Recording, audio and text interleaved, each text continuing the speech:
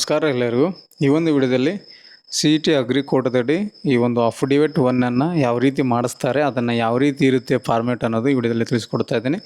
ನೀವು ಕೂಡ ಈ ಒಂದು CET ಅಗ್ರಿಗೆ ಡಾಕ್ಯುಮೆಂಟ್ ಅಪ್ಲೋಡ್ ಮಾಡೋರಾಗಿದ್ದರೆ, ಪ್ರಾಕ್ಟಿಕಲ್ ಎಕ್ಸಾಮ್ ಅಟೆಂಡ್ ಮಾಡೋರಿಗಾಗಿದ್ದರೆ ಈ ಒಂದು ಅಫಿಡವಿಟನ್ನು ಮಾಡಿಸೋದು ಯಾವ ರೀತಿ ಅಂತ ತಿಳಿಸ್ಕೊಡ್ತಾ ಇದ್ದೀನಿ. ಅಫಿಡವಿಟನ್ನು ಅಗ್ರಿಕಲ್ಚರ್ ಇನ್ಕಮ್ ಏನಿಲ್ಲ ಅದರದ ಒಂದು ಘೋಷಣೆಯನ್ನು ಕೊಡೋದಿರುತ್ತೆ.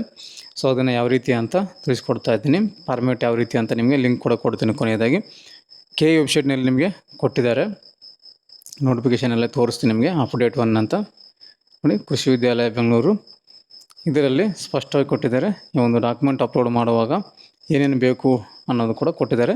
ವ್ಯವಸಾಯಗಾರ ಪ್ರಮಾಣಪತ್ರ ಕೂಡ ಬೇಕಾಗುತ್ತೆ, ಅಗ್ರಿಕಲ್ಚರ್ ಸರ್ಟಿಫಿಕೇಟು ಅಥವಾ ಕೃಷಿ ಸಂಬಂಧಿತ ಕೂಲಿ ಕಾರ್ಮಿಕ ಸರ್ಟಿಫಿಕೇಟ್ ಆಡಿ ನಂಬರ್ ಬೇಕಾಗುತ್ತೆ.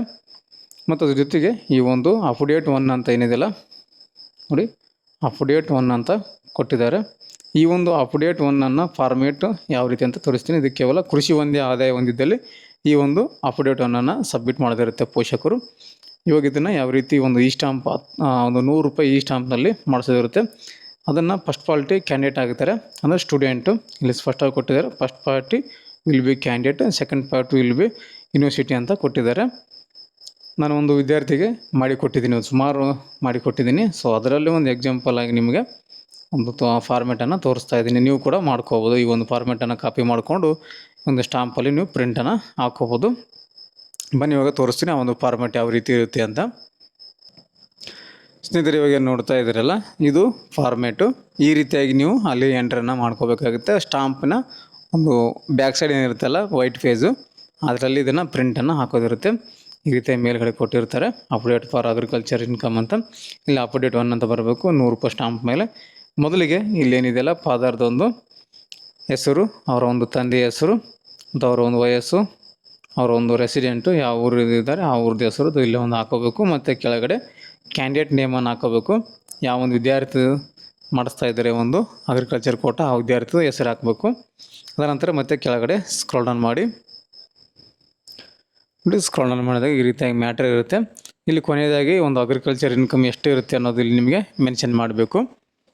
ನಿಮ್ಮ ಒಂದು ಜಾತಿಯ ಆದಾಯ ಪ್ರಮಾಣಪತ್ರ ಇನ್ಕಮ್ ಸರ್ಟಿಫಿಕೇಟ್ನಲ್ಲಿ ಎಷ್ಟು ಇರುತ್ತೋ ಆ ಒಂದು ಆದಾಯವನ್ನು ಇಲ್ಲಿ ಮೆನ್ಷನ್ ಮಾಡಬೇಕು. ಮತ್ತು ಮಿಸ್ಮ್ಯಾಚ್ ಆಗಬಾರ್ದು ಇನ್ಕಮು. ಹಾಗಾಗಿ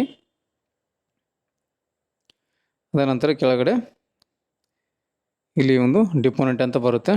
ಡಿಪೋನೆಂಟು ಪ್ರಮಾಣೀಕರಿಸುವವರ ಹೆಸರು, ಮತ್ತು ಇಲ್ಲಿ ಅವರ ಒಂದು ತಂದೆಯ ಹೆಸರು, ವಿದ್ಯಾರ್ಥಿ ಪೇರೆಂಟ್ಸ್ ಸಿಗ್ನೇಚರನ್ನು ಮಾಡಬೇಕಾಗುತ್ತೆ. ಪೇರೆಂಟ್ಸು ಒಂದು ಡೇಟು ಲೆಫ್ಟ್ ಸೈಡಲ್ಲಿ ಡೇಟ್ ಇರುತ್ತೆ. ಶೋನ್ ಬಿಫೋರ್ ಮೀ ಅಂತಿದೆ. ಇಲ್ಲಿ ನಿಮಗೆ ನೋಟ್ರಿನ ಮಾಡಿಸ್ಬೇಕಾಗುತ್ತೆ. ನೋಟ್ರಿ ಕೂಡ ಕೇಳಿದ್ದಾರೆ, ಸ್ಟಾಂಪ್ ಮೇಲೆ ನೋಟ್ರಿ ಮಾಡಿಸ್ಬೇಕು.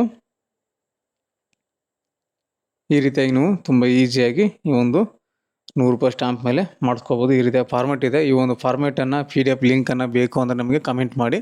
ಈ ಒಂದು ಅಫಿಡವಿಟ್ 1 ನಿಮಗೆ ಲಿಂಕನ್ನು ಕಳಿಸ್ಕೊಡ್ತೀನಿ. ಓಪನ್ ಮಾಡಿಕೊಂಡ್ರೆ ನಿಮಗೆ PDF ಓಪನ್ ಆಗುತ್ತೆ. ಸೊ ಅದನ್ನು ನೋಡಿಕೊಂಡು ನೀವು ಈ ಒಂದು ನಿಮ್ಮ ಮೊಬೈಲ್ ಇತ್ತಪ್ಪ ಅಂದರೆ ಯಾವುದೇ ಒಂದು ಆನ್ಲೈನ್ ಸೆಂಟ್ರಿಗೆ ಹೋಗಿ ಈ ರೀತಿಯಾಗಿ ನೀವು ಇದನ್ನು ಪ್ರಿಂಟ್ ಹಾಕಿಕೊಡಿ ಅಂದರೆ ಒಂದು 5 ನಿಮಿಷದಲ್ಲಿ ನಿಮಗೆ ಆ ಒಂದು ಸ್ಟಾಂಪ್ ಮೇಲೆ ನೀವು ಪ್ರಿಂಟನ್ನು ತಗೋಬೋದು. ನೀವೇನಾದರೂ ಸುರಪುರದವರು ಆಗಿದ್ದರೆ ನಮ್ಮ ಒಂದು ಶಾಪಿಗೆ ಬಂದರೂ ಕೂಡ ನಾವೇ ನಮ್ಮ ಶಾಪಲ್ಲಿ ಕೂಡ ಈ ಒಂದು ಸ್ಟಾಂಪನ್ನು ಕೊಡ್ತೀವಿ. ಸ್ಟಾಂಪ್ ಕೊಟ್ಟು ಟೈಪನ್ನು ಮಾಡಿ ಕೊಡ್ತೀವಿ. ಜೊತೆಗೆ ಲಾಯರ್ ನೋಟ್ರಿ, ಕೋರ್ಟ್ ನೋಟ್ರಿ ಕೂಡ ನಾವೇ ಮಾಡಿಸ್ಕೊಡ್ತೀವಿ. ಆ ಒಂದು ಸ್ಪೆಸಿಲಿಟಿ ನಮ್ಮ ಹತ್ರ ಇದೆ.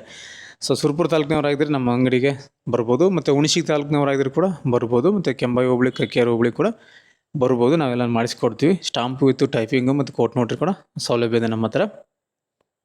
ಸ್ನೇಹಿತರೆ, ಇದಿಷ್ಟು ಈ ಒಂದು ಅಗ್ರಿಕಲ್ಚರ್ ಕೋಟದಲ್ಲಿ ಅಫಿಡವಿಟ್ 1 ಯಾವ ರೀತಿ ಟೈಪ್ ಮಾಡ್ಕೊಳ್ಳೋದು ಅಂತ ತಿಳಿಸಿಕೊಟ್ಟಿದ್ದೀನಿ. ಆ ಒಂದು ಮ್ಯಾಟ್ರನ್ನು ನಿಮಗೆ ಡಿಸ್ಕ್ರಿಪ್ಷನಲ್ಲಿ ಕೂಡ ಹಾಕಿರ್ತೀನಿ. ಅದನ್ನು ಕಾಪಿ ಕೂಡ ಮಾಡ್ಕೋಬೋದು. ಕಾಪಿ ಪೇಸ್ಟ್ ಮಾಡ್ಕೊಂಡು ನೀವು PDF ರೆಡಿಯನ್ನು ಮಾಡ್ಕೋಬೋದು. ಡಿಸ್ಕ್ರಿಪ್ಷನಲ್ಲಿ ಕೂಡ ಕೊಟ್ಟಿರ್ತೀನಿ, ಮತ್ತು ಕಮೆಂಟಲ್ಲಿ ಕೂಡ ಒಂದು ಹಾಕಿರ್ತೀನಿ. ಅದನ್ನು ನೋಡ್ಕೊಂಡು ನೀವು ಈಸಿಯಾಗಿ ನೀವು ಈ ಒಂದು PDF ಕ್ರಿಯೇಟ್ ಮಾಡ್ಕೋಬೋದು ಗೂಗಲಲ್ಲಿ.